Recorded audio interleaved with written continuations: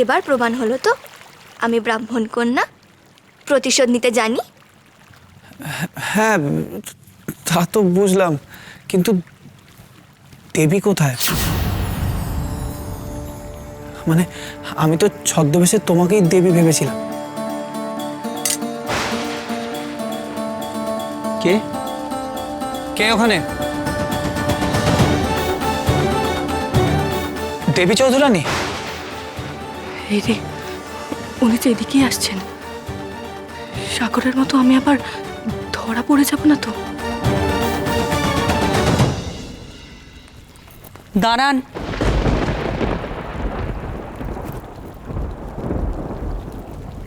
কোথায় যাচ্ছেন এদিকে? না মানে মনে রাখবেন, এ হচ্ছে দেবী চৌধুরানীর বজরা, আর এই বজরায় তার অনুমতি ছাড়া এক পাও চলা যাবে না। ইনি বোধহয় দেবী চৌধুরানী। না না, মানে ওদিকে যিনি আছেন আমি ওনাকেই দেবী ভেবেছিলাম। আচ্ছা, আপনি কি দেবী চৌধুরানী?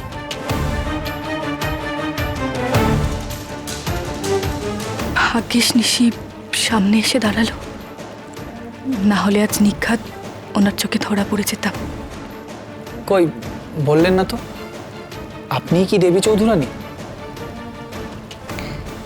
আপনি বসুন, আপনার সাথে আমার কিছু কথা আছে।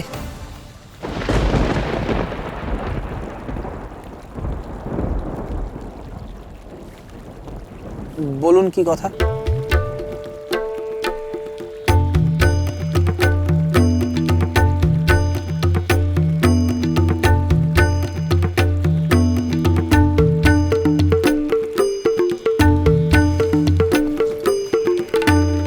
তোমরা কথা বলো, আমি এক্ষুনি আসছি।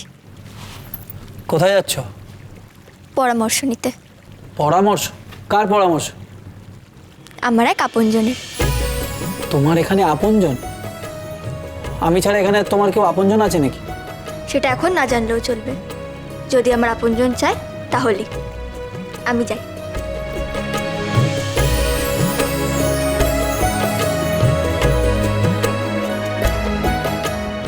আপনি তো সাগরের মুখে সবটাই শুনেছেন, মানে আমরা কেন আপনার বজরায় ডাকাতি করেছি। দেখুন, সাগরের প্রতিজ্ঞা রক্ষা হয়েছে, তাই আপনাকেও আমাদের আর প্রয়োজন নেই। আটকে রাখবো না আপনাকে আর। আপনি এবার নিজের বজরায় ফিরে যেতে পারেন।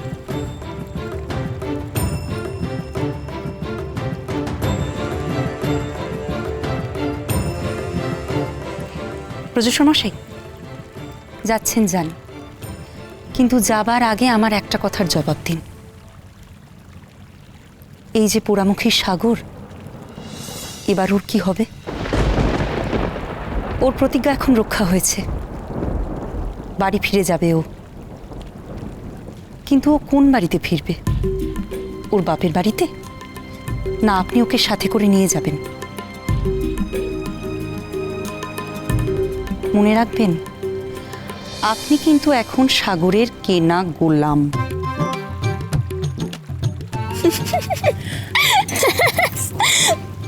আচ্ছা দিদি, আমি যে স্বামীকে দিয়ে পাটে পালাম, এটা আমার কোনো পাপ হলো না তো? চুপ কর পোড়ার মুখে, মোটেই তোর কোনো পাপ হয়নি। স্বামীর প্রতি যদি শ্রদ্ধা ভালোবাসা অটুট থাকে, তাহলে কোনো পাপ তোকে ছুঁতে পারবে না।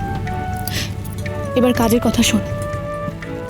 রাত কেটে তো ভোর হতে চলল, উনি নিশ্চয়ই অভুক্ত আছেন অনেকক্ষণ। আমি খাবার ব্যবস্থা করছি, আর তুই ওনাকে রাজি করবি, কেমন?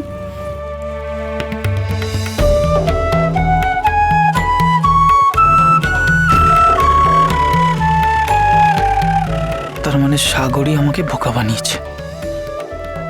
কি হলো, কি ভাবছেন? না, ভাবছিলাম যে আপনারা আমাকে বোকা বানিয়েছেন। আমি তো সত্যি সত্যি আপনাদের দেবী চৌধুরানীর দলের লোক ভাবলাম। আমি ভাবলাম হয়তো সত্যি দেবী চৌধুরানীর দলের লোক আমার বজরায় ডাকাতি করেছে।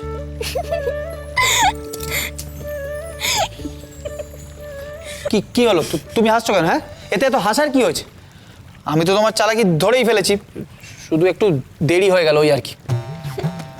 এটা কিন্তু সত্যি সত্যি দেবী চৌধুরানীর বজরা, আর দেবী ডাকাতি করেন এও সত্যি। দেবী চৌধুরানী ডাকাতি করে? তার মানে আপনি দেবী চৌধুরানী নন? না, আমি দেবী চৌধুরানী নই। আমি কি ওনার একবার দেখা পেতে পারি?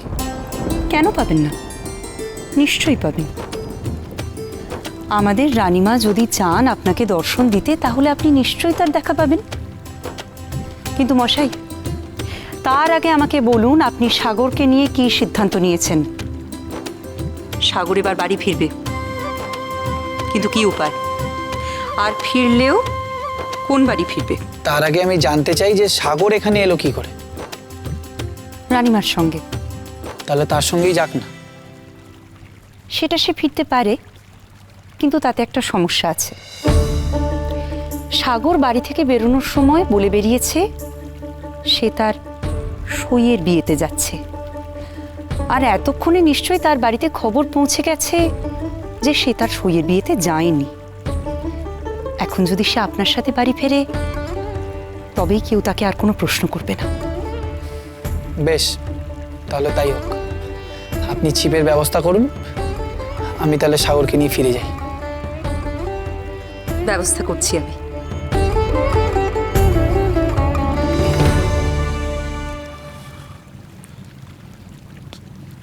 তুমি সেদিন এমন প্রতিজ্ঞা কেন করেছিলে সাগর?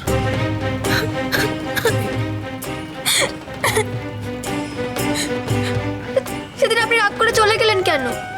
আচ্ছা কেঁদো না, আসলে আমার মাথাটা গরম ছিল তো তাই। তোমার বাবা আমাকে অপমান করতে পারতেন, কিন্তু আমার বাবা মশাইকে অপমানজনক কথা বললেন, আর সেটা আমি সহ্য করতে পারি। তুমি তো জানো সাগর যে আমি আমার বাবা মশাইকে কত শ্রদ্ধা করি। কিন্তু আমি তো কিছু বলিনি। আমিও চেয়েছিলাম বাবা টাকাটা দিক।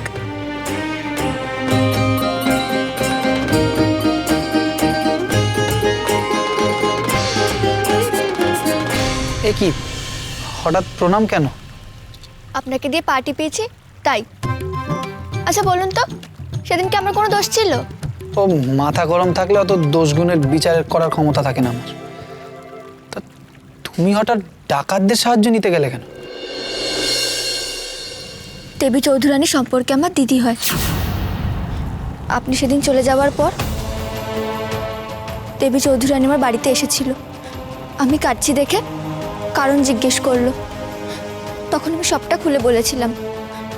তখন বলেছিল দিদি যে তুই কাঁদিস না, তোর শ্যামচাঁদকে আমি ধরে এনে দেবো, তুই চল আমার সঙ্গে। তখন বাবাকে সইয়ের বিয়েতে যাওয়ার নাম করে দিদির সঙ্গে চলে এসেছিলাম। থাক, যা হবার হয়ে গেছে, একদিক দিয়ে ভালোই হয়েছে। তুমি চলো, আমার সঙ্গে ফিরে যাবে। না, আপনি তো কিছুই খাননি। আগে কিছু মুখে দিন, তারপর আমরা যাব। সাগর, তা হয় না। আমি এখানে কিছু খেতে পারবো না। কিন্তু কেন? তুমি তো আর এই বজরার মালিক নও। যিনি এই বজরার মালিক তিনি তো আর কিছু খেতে বলেননি। ঠিক আছে, আমি তাকেই ডাকছি, তিনি যা বলার বলুক। দিদি, দিদি।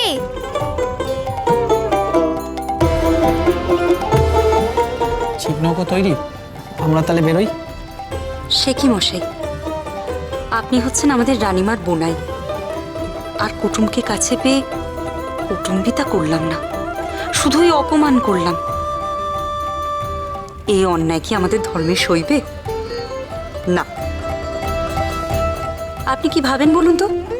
আমরা ডাকাত বলে আমাদের লৌকিকতা কিছুই জানা নেই, কিছুই মানি না আমরা? আপনি দয়া করে এবার একটু বসুন। না না, এখানেই বেশ আছি। নাও ভাই সাগর, তোমার সম্পত্তিকে এবার তুমিই বসাও।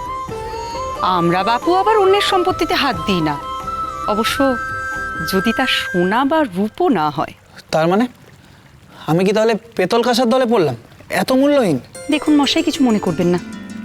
আমার মনে হয় পুরুষ মানুষ অনেকটা সেরকমই, ওই স্ত্রী লোকেদের ওই যশপত্রের মতো। অবশ্যই তাদের ছাড়া সংসার চলে না।